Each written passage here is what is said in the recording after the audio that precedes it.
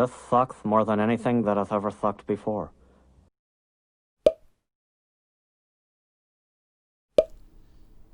Hey everyone, welcome back to Sketchy Opinions. It is I, Jordan, here to give you my sketchy opinion on a very recent event. Before I get further into that, if you are new to the channel, welcome. If you want to make this official, click the subscribe button down below. And of course, share with friends and family. So as you can see, I am not doing any sketches, but instead I wanted to put in a footage of an event I went to last year. This is Adult Swim Festival. It was very fun. It had music, a lot of great merchandises, and of course got to slide down the MORTY slide.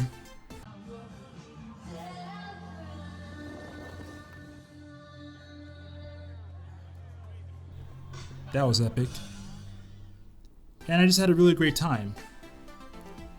If anyone else has been to the Adult Swim Festival, let me down in the comment section below. So the reason I wanted to bring up this this convention, if you want to call it, is because of this weekend's Comic-Con, or as they like to call it, Comic-Con at home. Due to the whole pandemic going on, a lot of things are either shut down or canceled or being revised. And that of course includes our favorite events, Comic-Con. It is kind of let down that all you happy folks are wanting to go to the convention and enjoy yourselves. I did too. However though, instead of making this video rant or any kind of complaints in terms of this new Comic-Con at home virtual convention, I'm gonna bring out the positives. While you cannot interact with any of the cast or crew members from any series or film, nor are you able to go to any booths or actually interact with anyone, period, it still is nice to see all these videos of seeing these folks interact virtually. The interviews were great and very informative. And the best part is, if you do miss any of these videos, it's not like the real thing where you just miss your chance, you have to wait another year or another kind of events to see them in person. You can just always go on YouTube and just find their videos. Or just check them out on Twitch. So being at Comic-Con, there are a lot of different panels. I didn't get the chance to check out all of them, but I figured that since the last convention I've been to was the Adult Swim Festival, I should check out more of the panels that are related to, well, Warner Brothers.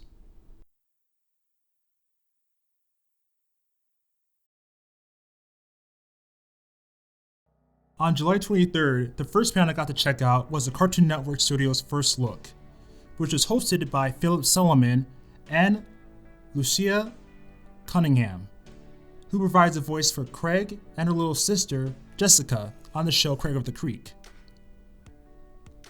It was pretty much announcing shows such as Mau Mau, Heroes of Pure Heart Valley, which is my favorite one, coming out with a second season. They also announced a new Ben 10 movie called Ben 10 vs. the Universe, a new episodes of Apple Onion, new episodes of Victor and Valentino, and the We Bare Bears movie that came out on streaming. The next panel, which was more of a Q&A session, that focused on Thundercats Roar. Thundercats Roar is a worthy successor, and anyone who says otherwise has a poop mouth with poop opinion. Yeah, that show. And let me just say that I have seen the episodes. I did check it out. It's you know, it is what it is, you know. Which, by the way, later on soon I will be doing somewhat of a review for that show, somewhere in the future. But while there are some flaws, some blatant flaws from the get-go, I will be fair. I will say one of the things that I really do like about it are the cast members. For real though. So it was hosted by the producers, Victor Courtright and Marley Holtburn Gracer. And yeah, we all know a little bit about Victor. And the cast members include Max Middleman, who, if any anime fans out there might know, does a voice for Saitama. He plays Lionel. We have Chris J. Alex, who was also one of the villains from season 1 of One Punch Man as well, who plays Panthro. Erica Linderbeck, who I remember doing a recent voice for the wolf chick from the Hell of a Boss short. So yeah, she does the voice for Shitara. And then we have is Patrick Seitz, who pretty much, if you watch any kind of anime, he is definitely mostly casted as the big, tough, gruff characters like Endeavor, Gamaguri, and Jiren, which really surprises me because he does the voice for Tigra, and I was really shocked to find out he did that voice. It just sounds so different. Talent there, I'm telling you, it's talent. And the last event on Thursday was the Bugs Bunny 80th Anniversary Extravaganza, which the moderator was Yvette Nicole Brown from the Community.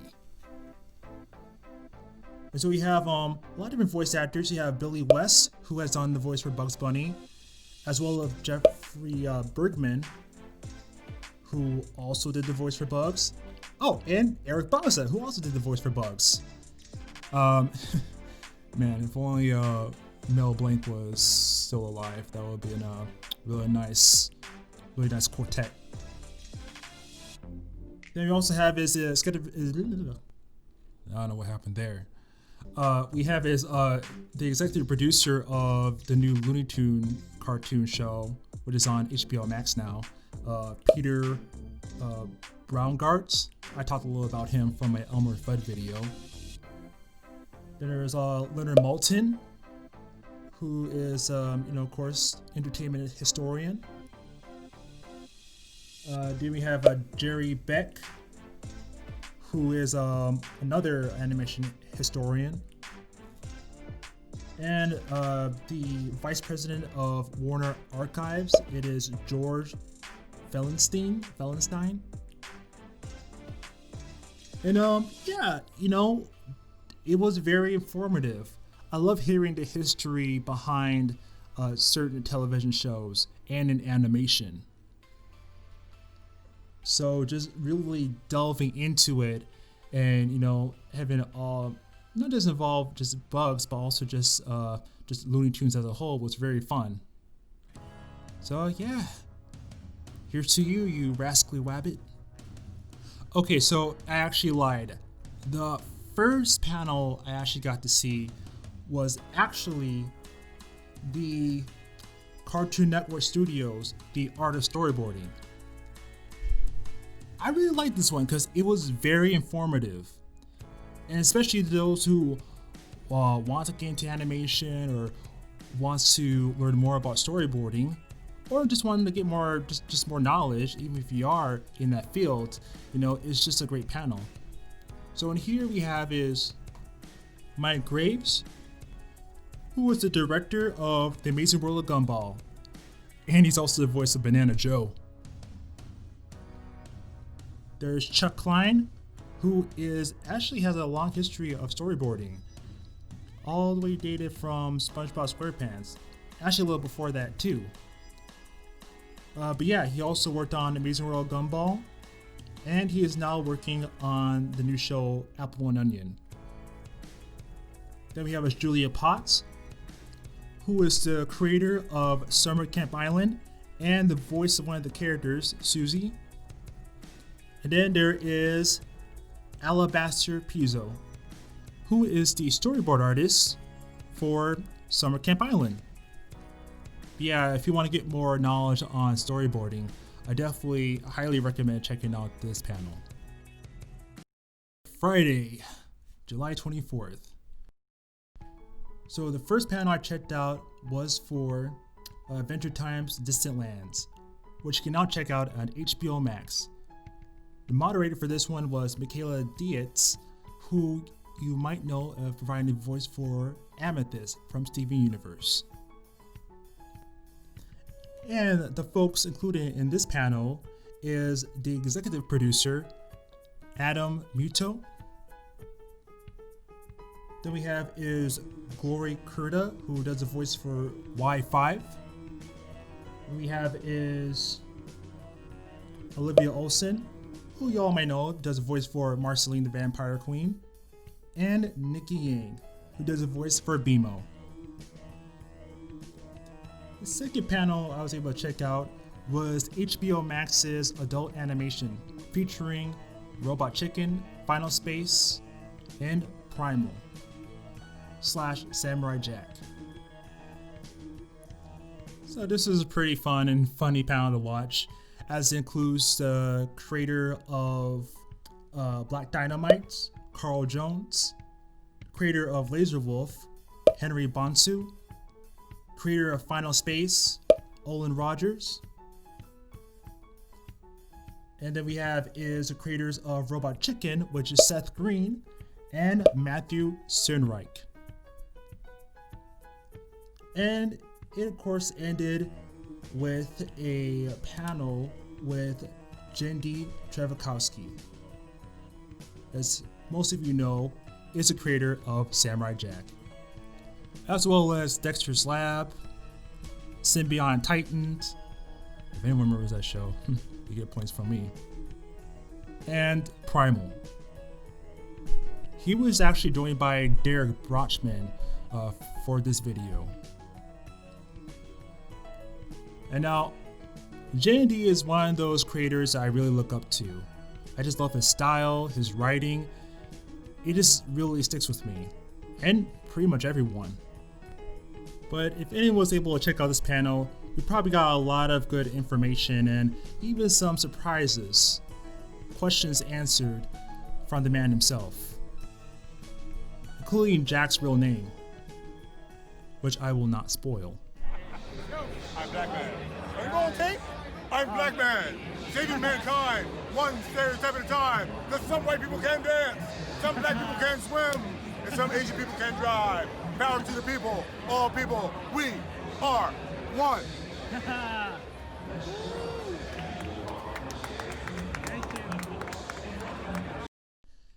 Day 3, July 25th.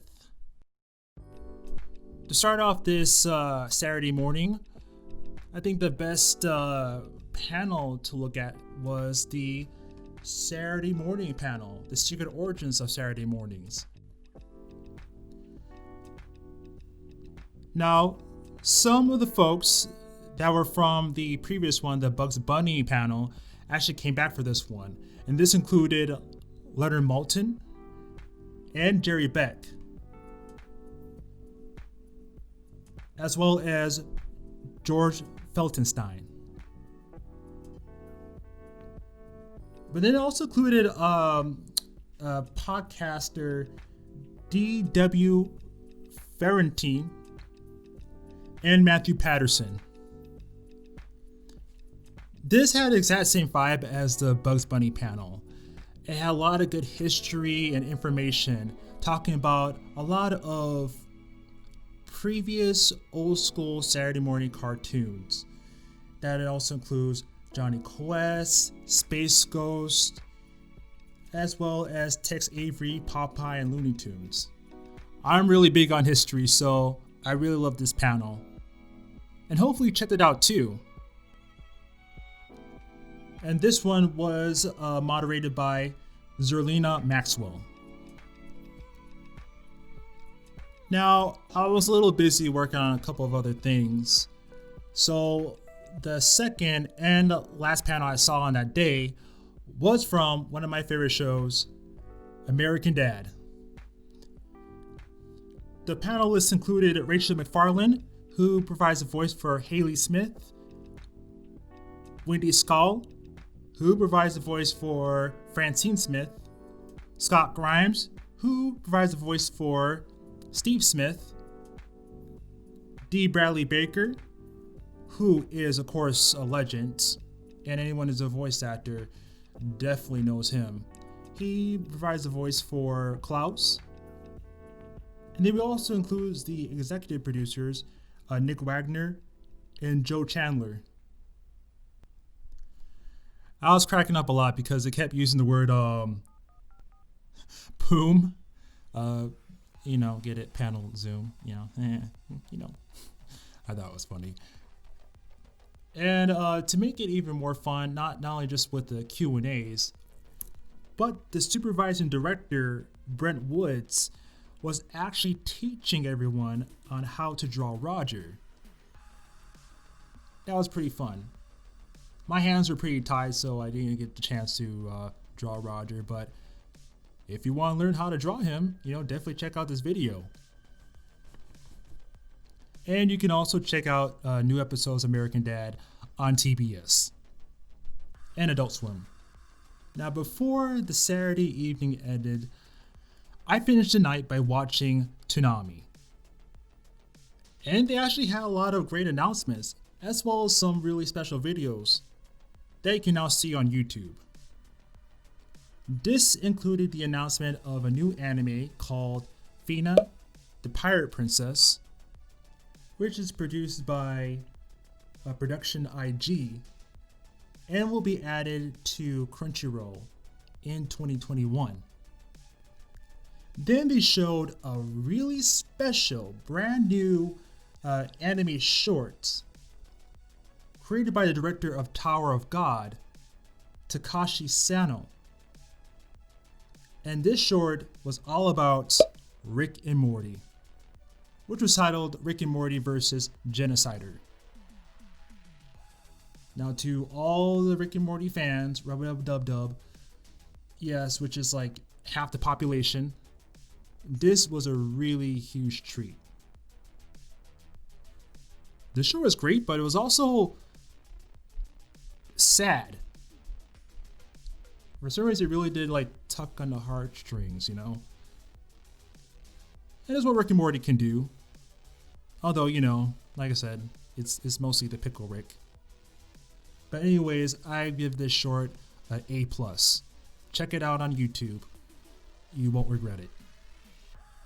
Now, this one was a full interview I saw on the Adult Swim Con Twitch, which was a full video interviewing the creators of the new series, Blade Runner Black Lotus. It was a Q&A with the directors Shinji Aramaki and Kenji Kamiyama. And just like FENA Pirate Princess, this will be streaming on Crunchyroll. Another series to keep your eye out is a series called Uzumaki, which will be a 4-episode miniseries based on a supernatural horror manga created by Junji Ito. Now, to anyone who is a manga enthusiast, you probably do recognize Mr. Ito's art design. I can't wait for that. That will be coming premiering on Toonami. On Toonami, they also included a performance that came a couple years ago from the band Pillows, who performed songs from Fully Cooley Progressive and Fully Cooley Alternative. And to finally close Saturday nights, I was able to catch 2 interviews with the voices of Tom the Robot and Sarah the AI. So in case if you're wondering who does the voice for these two characters, well, check out the video and you'll find out. Here it is, July 26th, Sunday. It is the end of my journey of this Comic-Con at-home experience. Now there was 2 panels that were left for Sunday. One panel was on the CW for a final season of a show about supernatural characters that had nothing to do with supernatural, so I didn't really care too much about that. So I checked out the last one, which was Looney Tunes, because that is right up my alley. So this panel is the Looney Tunes cartoons. This featured the executive producer, as well as the supervising producer, Alex Kerwan, and art director, Aaron Spurgeon. God, I hope I'm saying those names right, I'm sorry. This also included Eric Bauza, Bob Bergen, Jeff Bergman, and Candy Milo. This one was pretty funny, and I just kept on laughing the whole way through. I just love the Looney Tunes. And just ending off right here, just seeing just all the characters and just seeing just a sneak peek of this series. It's very fun. I said some more things about this in my previous video, so definitely I'll leave a link to that to check that one out. But this was a good way to end it. Yep, that's all, folks. Wait, no, what am I saying? Of course, you can still check out these panels. As I said before, because this is Comic-Con at home and not the actual real thing, it is more virtual, which means that you can check these things out on YouTube and Twitch. So even if you didn't get the chance to follow up with the lineup, or did not get the chance to see any of these panels on those days, you can still check out the site and it'll take you to the YouTube videos of the panels. So there's no rush. Definitely check it out.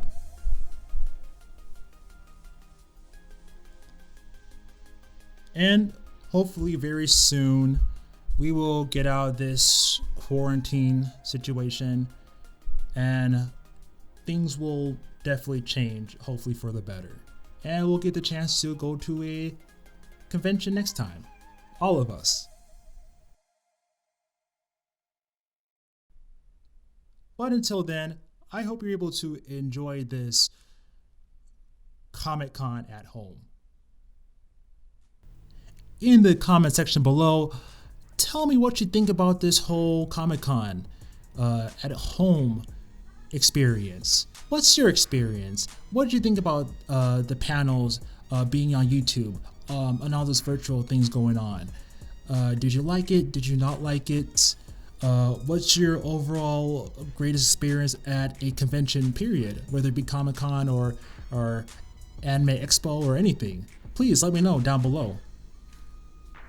And I hope you're able to enjoy this video. If you're new to the channel, please hit that subscribe button down below and check out more of our stuff. And of course, share this video with loved ones.